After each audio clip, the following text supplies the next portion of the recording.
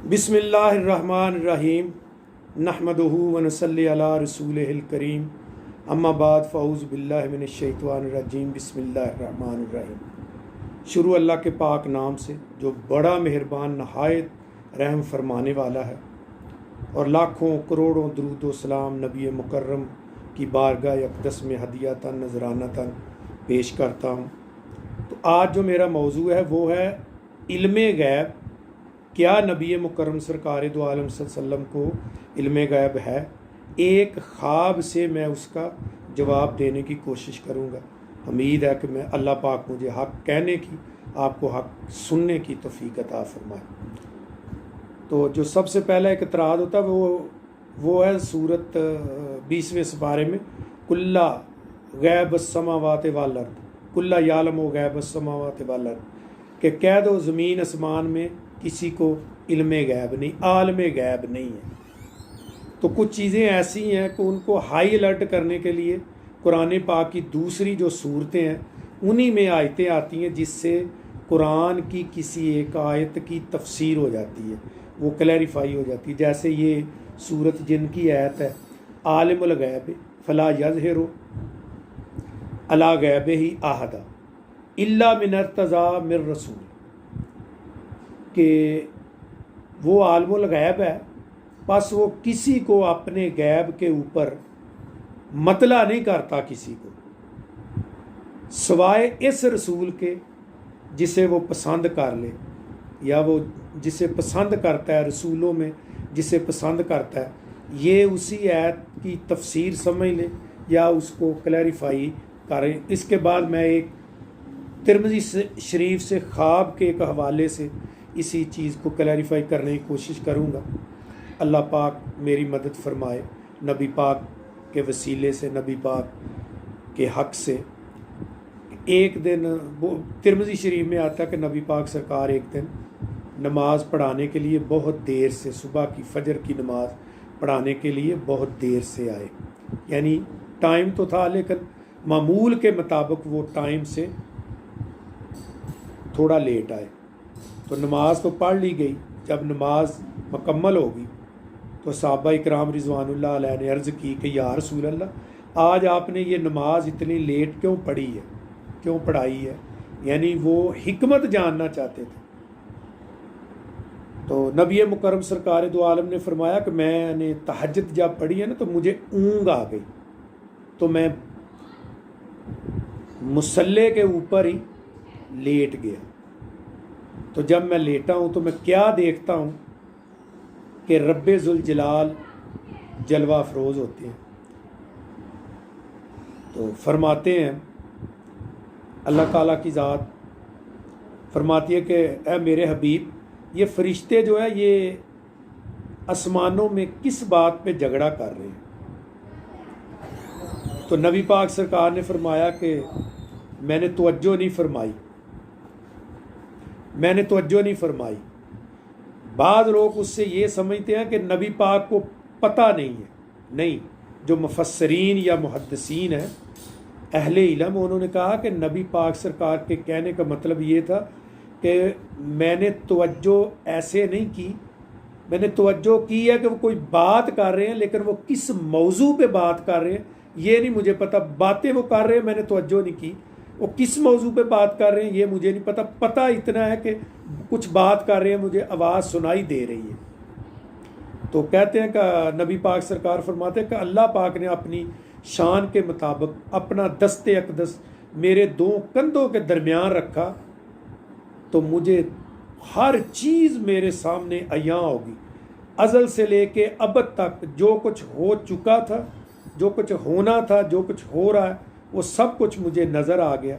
तो मुझे पता भी चल गया कि फ़रिश्ते कौन से मौजू पे बात कर रहे हैं। तो मैंने तवज्जो नहीं की। इसमें हम लोग ये कहते हैं कि नबी पाक ने गौर नहीं किया, बातें हो रही हैं, इशारे हो रहे हैं, जो कुछ भी हो रहा है वो हो रहा है, लेकिन नबी पाक ने तवज्जो नहीं फरमाई कि कौन मौजू पे बात कर रहे हैं। फ़रिश्तों की आवाज़ आप जो है आसमानों से सुन रहे हैं। तो अपना अपना अकीदा, हम ये समझते हैं कि नबी पाक जिस तरफ भी तवज्जो करें, अर्श फरश सब अल्लाह पाक उनके ऊपर अयां कर देता है। तो जब नबी पाक सरकार ने फरमाया कि जो जो हो चुका है वो भी मुझे दिखा दिया गया, जो हो रहा है वो भी दिखा दिया गया, जो होना है क़यामत तक, किसने दोज़ख में जाना, किसने जन्नत में जाना। यहाँ तक कि नबी पाक ने यहाँ तक भी बता दिया कि मुझे ये भी पता है कौन सा आदमी कब पैदा होगा, वो काफिर पैदा होगा, मुसलमान होगा, वो जन्नत में जाएगा, दोज़ख में जाएगा, उसका अमल क्या वो सारा मुझे पता है। आखिर क़यामत तक आखिरी आदमी के जन्नत में जाने और आखिरी आदमी के दोज़ख में जाने तक भी अल्लाह पाक ने मुझे मतला फरमा दी। यहाँ मैं एक अर्ज़ करूँगा छोटी सी कि हमारे जो उलमा है कुछ वो कहते कि नबी पाक को इल्मे गैब है। इल्मे गैब की टर्म नहीं है, जो कुछ अल्लाह पाक की कायनात में और अल्लाह पाक ने नबी पाक को सारा मतला फरमा दिया उस पर, इसके ऊपर टर्म बनती है मतला अलल गैब। नबी पाक जो है मतला अलल गैब है, यानी जो भी गैब की चीज़ें हैं अल्लाह पाक ने उसके ऊपर दस्तरस दे दी है। इसीलिए नबी पाक जहाँ चाहें जो जिस वक्त चाहें तवज्जो फरमाएं वो चीज़ अल्लाह पाक उनके ऊपर मुनकश फरमा देता है। अल्लाह का इल्म और नबी का इल्म बराबर नहीं है। अल्लाह के इल्म के समुंदर का एक कतरा जो है, अल्लाह के इल्म के समुंदर का एक कतरे का 9 करोड़वां हिस्सा जो है, नबी पाक के इल्म के समुंदर को उस कतरे के 9 करोड़वें हिस्से से भी निस्बत नहीं है। यानी ये बात है कि अल्लाह का इल्म जो है वो बाकी है, नबी पाक का इल्म भी बाकी है, लेकिन उसमें फ़ना का भी अंसर है, लेकिन फ़ना नहीं होगा। लेकिन अल्लाह का इल्म ज़ाती है, नबी पाक का इल्म अताई है।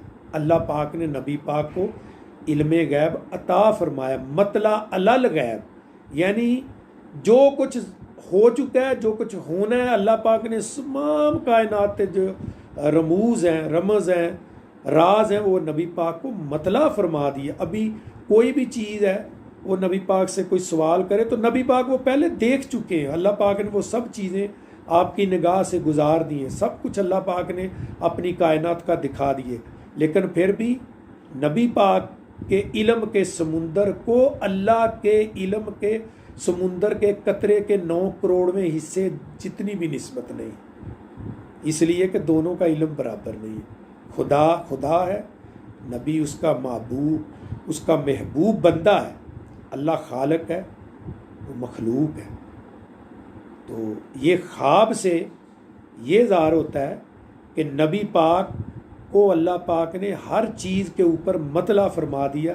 इसलिए जो टर्म असल बनती जो अहले इल्म ने वज़ा की है वो है मतला अलल गैब, यानी नबी पाक को अल्लाह पाक ने हर चीज़ के ऊपर मतला फरमा दिया। जो भी सवाल करो नबी पाक फ़ौरन उसका जवाब दे देंगे। इसके ऊपर तो बड़ी लंबी चौड़ी बात हो सकती है, फिर मैं किसी और वक्त में भी ये बात करूँगा।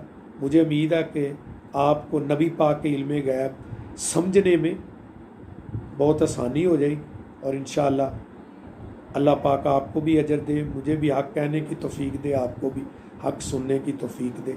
इसी के साथ इजाज़त चाहूँगा। व आखिर दावाना अनिल हम्दुलिल्लाहि रब्बिल आलमीन। अस्सलातु वस्सलामु अला रसूलिल करीम। नबी पाक की आमद का महीना है, नबी पाक की वलादत का महीना है। सबको ईद मिलाद मुबारक हो। इसी के साथ इजाज़त। अस्सलामु अलैकुम व रहमतुल्लाहि व बरकातहू।